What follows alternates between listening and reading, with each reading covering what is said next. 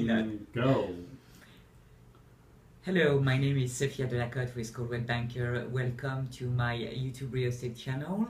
Today I would like to talk to you about the persistent low housing inventory in Silicon Valley.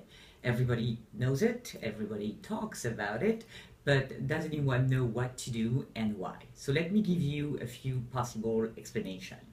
First explanation is, in my opinion, the drop in the number of short sales and REOs properties for sale.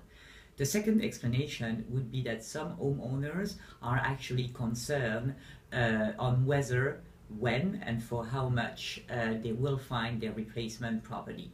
Of course, if you put your property for sale on the market right now, you will most likely sell it for a good amount of money, but you will also have to pay your new property for a higher price tag. The third reason is that many people still do not have enough equity on their property. Let me give you an example. For those who buy houses in between 2004 and 2009 and probably overpaid for them, if they were to sell their property today, they would actually most likely barely break even.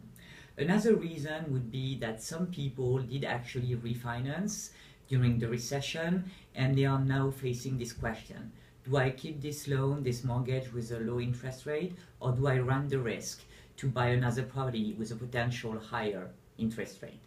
Finally, the investors. Those are happy people right now because for the investor who didn't have to sell their investment property during the recession, rents are up and they're probably making a good deal of money out of their rental properties. So you have the explanation. What can you do? Well, possibility number one would be for the buyer and the seller to negotiate a rent back. This means that after the close of escrow, the buyer will allow the seller to stay into the property for a given amount of time, a month, 2 months, 3 months.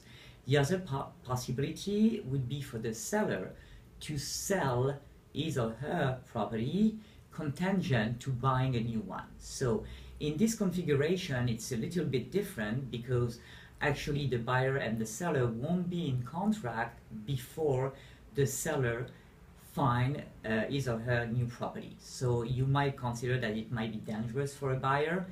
I would say no, because there is a simple trick to fix this problem. It's simply to put a deadline on how long the buyer will allow the seller to find time, which time it will allow him to find the new property. So I hope this helped, and I hope to see you soon on my YouTube real estate channel. Thank you so much for listening. Bye bye.